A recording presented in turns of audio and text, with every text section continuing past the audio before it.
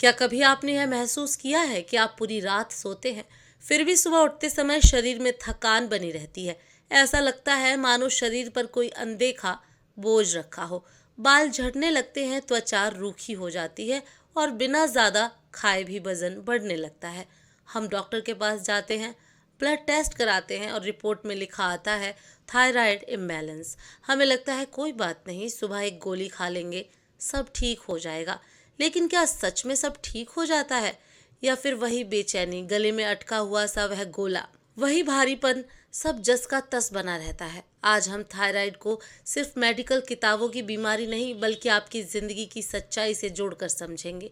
आज हम एक सवाल पूछेंगे, क्या थायराइड केवल शरीर की बीमारी है, या यह आपकी दबी हुई आवाज है जो चीख कर बाहर आना चाहती है? पहले ये समझते हैं कि थायराइड आखिर है क्या।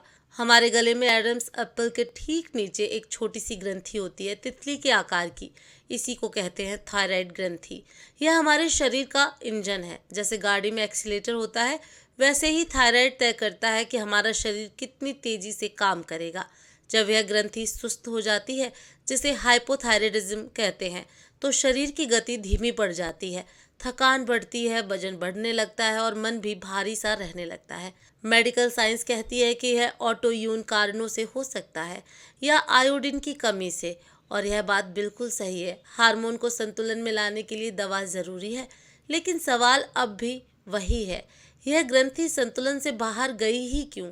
प्राचीन योग विज्ञान और आयुर्वेद मानते हैं कि हमारा शरीर केवल मांस और हड्डियों का ढांचा नहीं है, इसके भीतर ऊर्जा केंद्र होते हैं। और जहां आपकी थायराइड ग्रंथि स्थित है, वहीं होता है विशुद्धि चक्र, यानी कंठ चक्र। यह चक्र किसका केंद्र है? यह केंद्र है संवाद का, सच बोलने का। अब जरा अपनी जिंदगी को पीछे ले जाकर देखिए, पिछले कुछ वर्षों में कितनी बार आपको गुस्सा आया, लेकिन शांति बनाए रखने के लिए आपने उसे पी लिया। कितनी बार आपको ना कहना था, लेकिन दूसरों को खुश करने के लिए आपने हाँ कह दिया। कितनी बार आप अपने लिए खड़े होना चाहते थे, लेकिन लोग क्या कहेंगे या झगड़ा ना हो जाए सोचकर चुप रह गए। जब हम अपनी भावनाओं को, अपने शब्दों को अपने ही गले में रोक लेते हैं, तो वह ऊर्जा वहीं अटक जाती है और वही अटकी हुई ऊर्जा धीरे धीरे दबाव बन जाती है। यही दबाव एक दिन शारीरिक बीमारी का रूप ले लेता है, जिसे हम थायराइड कहते हैं। क्या आपने गौर किया है थायराइड की समस्या महिलाओं में ज़्यादा क्यों पाई जाती है? आंकड़े बताते हैं कि महिलाएं पुरुषों की तुलना में थायराइड से कहीं अधिक प्रभावित होती हैं। क्यों? क्योंकि सदियों से हमें सिखाया गया है, धीरे बोलो, सब सहन करना सीखो, सबकी खुशी पहले, अपनी बाद में। अक्सर थायराइड उन्हीं लोगों को होता है जो हर किसी को खुश रखना चाहते हैं, जो दूसरों का ख्याल रखते रखते अपनी पहचान भूल जाते हैं। आप शायद वही इंसान हैं जो घर में सबका ध्यान रखते हैं, जो कभी शिकायत नहीं करते, जो अपनी तकलीफ छुपा लेते हैं ताकि कोई और परेशान ना हो। लेकिन आपका शरीर झूठ नहीं बोलता। जब आप अपने सच को बार बार निगलते हैं, तो आपकी थायराइड ग्रंथि भ्रमित हो जाती है। उसे समझ नहीं आता कि कब सक्रिय होना है और कब शांत। हाइपोथायराइडिज्म असल में शरीर का यह कहना है कि मैं थक गया हूँ, मैं अब और अभिनय नहीं कर सकता, मुझे मेरी आवाज़ वापस चाहिए। तो मेरी बहनों, अब सवाल है, हमें करना क्या चाहिए? क्या दवा छोड़ देनी चाहिए? बिल्कुल नहीं, चिकित्सीय उपचार जारी रखें। लेकिन यदि आप जड़ से इलाज चाहते हैं, तो आपको 2 स्तरों पर काम करना होगा। पहला है शारीरिक उपचार। सुबह खाली पेट धनिए का पानी पिएं, यह थायराइड के लिए अमृत समान है। धनिया पानी शरीर में आयोडीन के अवशोषण को बढ़ावा देता है, जो थायराइड हार्मोन के लिए ज़रूरी है। यह हार्मोनल इम्बैलेंस को नियंत्रित करने में मदद करता है। धनिए में एंटी इन्फ्लेमेटरी गुण होते हैं, जो थायराइड से जुड़ी सूजन को कम करने में सहायक होते हैं। यह गले की सूजन और असुविधा को भी दूर करता है। 1 चम्मच धनिए के बीज को 1 गिलास पानी में रात भर भिगो दें। सुबह इस पानी को उबालें और छान लें। अपने आहार में ब्राज़ील नट्स, मखाने शामिल करें। इनमें सेनियम होता है, जो थायराइड का पोषण करता है। प्याज, लहसुन, टमाटर अपने भोजन में इस्तेमाल करें। यह आयोडीन से भरपूर होते हैं, लेकिन अत्यधिक आयोडीन से बचें। रोज सुबह उठकर उज्जाई प्राणायाम करें। उज्जाई प्राणायाम गले से आवाज निकालकर श्वास लें। इससे कंठ क्षेत्र में रक्त संचार बढ़ता है।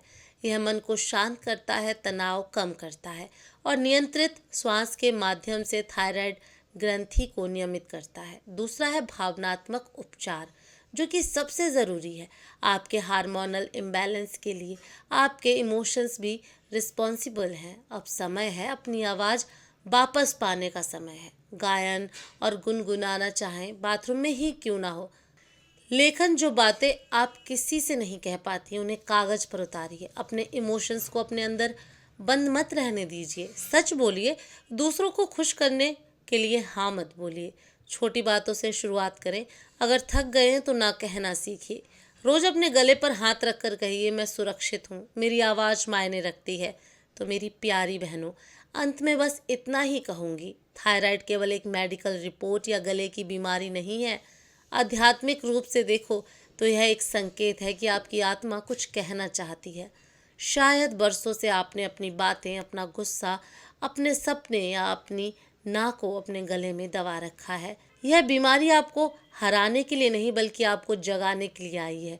यह आपसे कह रही है, अब और चुप मत रहो। आज खुद से वादा करें, अब आप अपनी भावनाओं का गला नहीं घोटेंगी। गाइए, चिल्लाइए, रोइए या हंसिए, लेकिन अपनी उस विशुद्धि यानी थ्रोट चक्र को खोल दीजिए। यकीन मानिए, जिस दिन आपकी आवाज़ आज़ाद होगी, उस दिन से यह बीमारी भी आपके शरीर से विदा लेना शुरू कर देगी।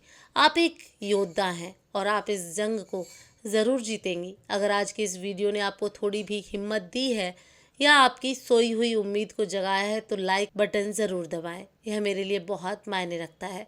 और हाँ, इस वीडियो को उस हर माँ, बहन या सहेली के साथ शेयर करें जो थायराइड से चुपचाप लड़ रही है। शायद आपका एक शेयर उसे यह एहसास दिला दे कि वह अकेली नहीं है। अगर आप अपने जीवन में हीलिंग और पॉजिटिव एनर्जी को जगह देना चाहती हैं, तो पेज को फॉलो ज़रूर करें। अगर यह वीडियो आपके दिल तक पहुंचा हो तो नीचे कमेंट में एक हार्ट ज़रूर सेंड करें और कमेंट बॉक्स में माय वॉइस मैटर्स या मेरी आवाज़ मायने रखती है लिखकर सेंड करें। मिलते हैं नेक्स्ट हीलिंग वीडियो में। तब तक स्वस्थ रहें, मस्त रहें, खुश रहें।